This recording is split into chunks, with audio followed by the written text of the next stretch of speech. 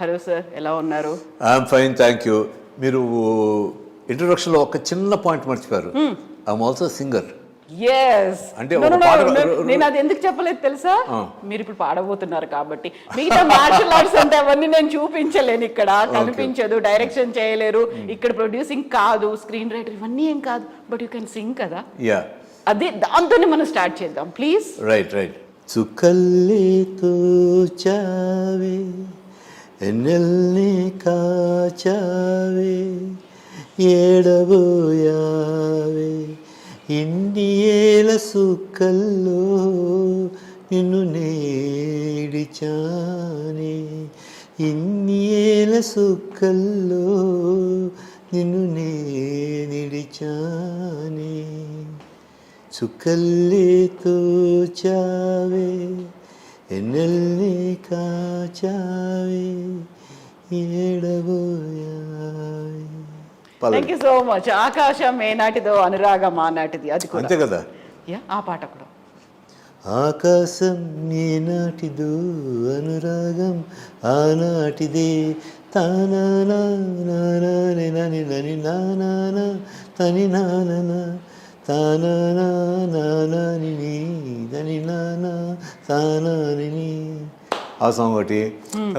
జాబిల్లి కోసం ఆకాశమల్లే వేచాను నీ రాకకై నిన్ను కానలేక మనసూరుకోక పాడాను నేను పాటనై జాబిల్లి కోసం ఆకాశమల్లే వేచాను నీ రాకకై. Thank you so much Bhanu గారు. భాను చందర్ ఏం పిలుస్తారు, ఎలా పిలుస్తారు మిమ్మల్ని? యాక్చువల్గా మా అమ్మ DNA ఆపరేషన్ అయ్యాక మా అమ్మకి మా అన్నయ్య నేను ఇద్దరు పుట్టాను అనమాట. సో అందరి దేవుళ్ళ దగ్గర మొక్కుంది, ఆ దేవుళ్ళ పేరు అన్ని పెట్టింది కదా. శ్రీ మద్దూరి వెంకట సత్య సుబ్రహ్మణ్యేశ్వర భాను చంద్రప్రసాద్.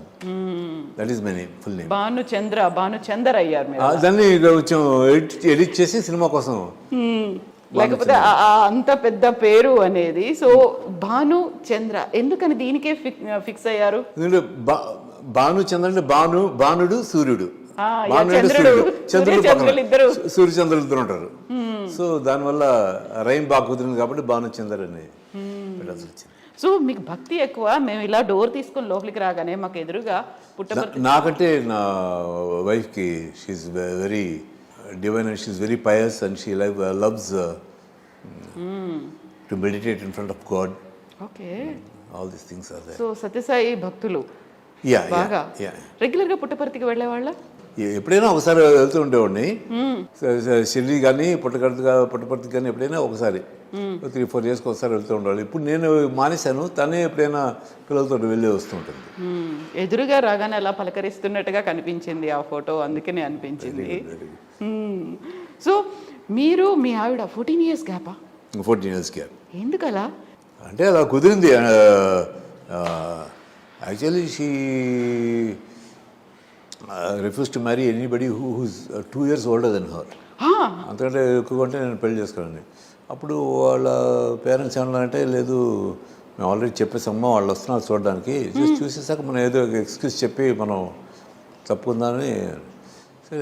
నేను కూడా I was not very keen on marriage. Because మా అన్నయ్య పెళ్లి చేసుకోవాలి, నేను పెళ్లి చేసుకో అనేమో, నేను పర్మనెంట్ బ్యాచులర్, నేను పెళ్లి చేసుకోవాలని చెప్పేశాడు అనమాట. మా అమ్మ గోల. సో ఊరిని నేను మామూలుగా కొబ్బరి నూనె రాసుకుని ఆర్డినరీ షర్టు ఇది చెప్పులు వేసుకుని చక్కగా నీట్గా వెళ్ళారు. Like the moment she saw me, I don't know what happened between us, and she liked me, and she said, "I'll only marry that guy." చెప్పారా లేదా తర్వాత 14 years అని? ముందు జాతకాలను చూసుకున్నారు కదా, అలాగే తెలిసింది నా age. I was 36 when I married her. She was 23. So ఏమంది అలా 2 years కి మించి ఎక్కువ ఏజ్ ఉన్న వాళ్ళని పెళ్లి చేసుకోను అనుకున్నప్పుడు ఇంత 14 years ఏజ్ గ్యాప్ అంటే అసలు అదే ఏం కనిపించింది తనలో? మీకేం? You should ask. Marriages are made in heaven అని మన చేతిలో లేవండి అవన్నీ. It all depends on God. Exactly. So things happen.